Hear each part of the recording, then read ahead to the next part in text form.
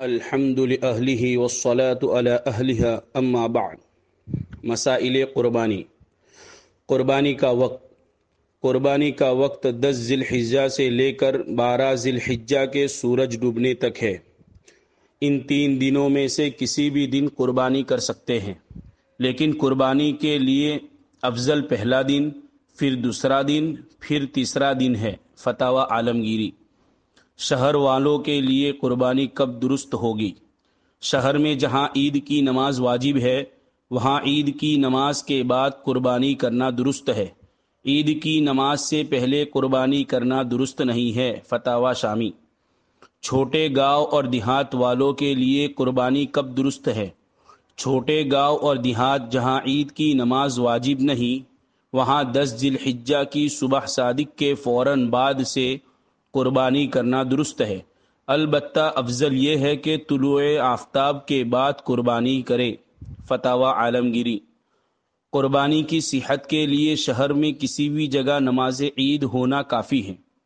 عیدگاہ یا مسجد میں عید کی نماز ہو چکی اور قربانی کرنے والے کی کسی وجہ سے عید کی نماز چھوٹ گئی ہو اور اس نے عید کی نماز نہ پڑھی ہو اور اس نے نماز پڑھے بغیر قربانی کا جانور ذبح کر دیا تو اس کی قربانی درست ہو جائے گی، اس لیے کہ خود قربانی کرنے والے کا نماز عید سے فارغ ہونا ضروری نہیں۔ قربانی کے درست ہونے کے لیے شہر کی کسی مسجد یا عیدگاہ میں نماز کا ہو چکنا کافی ہے۔ فتاوی شامی۔ عید کی نماز کے بعد خطبے سے قبل قربانی۔ اگر عید کی نماز کے بعد خطبے سے پہلے قربانی کی تو قربانی درست ہو جائے گی، لیکن ایسا کرنا اچھا نہیں ہے۔ بہتر یہ ہے کہ خطبے کے بعد ہی قربانی کی جائے۔ فتاوی شامی۔ شہری کا دیہات میں قربانی کروانا۔ اگر شہری شخص نے دیہات میں قربانی کا نظم کیا ہو یا اپنا جانور پہلے ہی دیہات میں بھیج دیا ہو تو وہاں صبح صادق کے فوراً بعد اس کی قربانی درست ہو جائے گی۔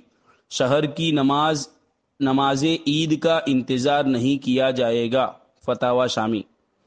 دیہاتی کا شہر میں قربانی کروانا۔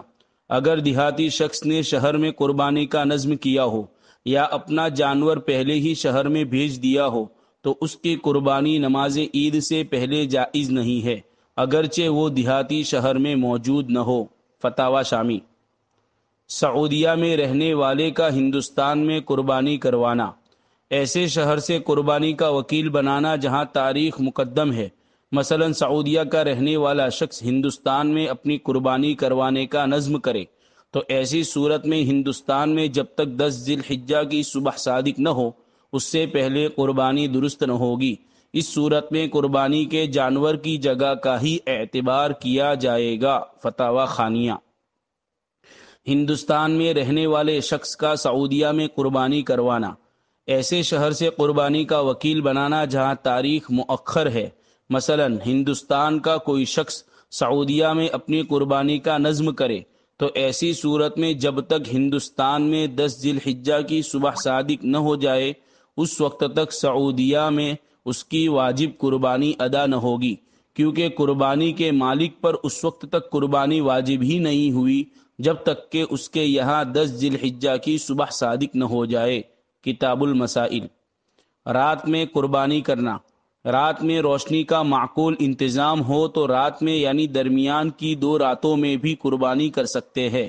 فقہا نے جو مکروہ لکھا ہے اس کی وجہ یہ ہے کہ رات میں تاریکی اور اندھیرے کی وجہ سے غلطی کا احتمال رہتا ہے کہ جن رگوں کو کاٹنا مطلوب ہے وہ صحیح طور پر نہ کٹ پائے، مگر جب رات میں روشنی کا مکمل انتظام ہو تو رات میں قربانی کرنے میں کوئی حرج نہیں ہے۔ البحر الرائق۔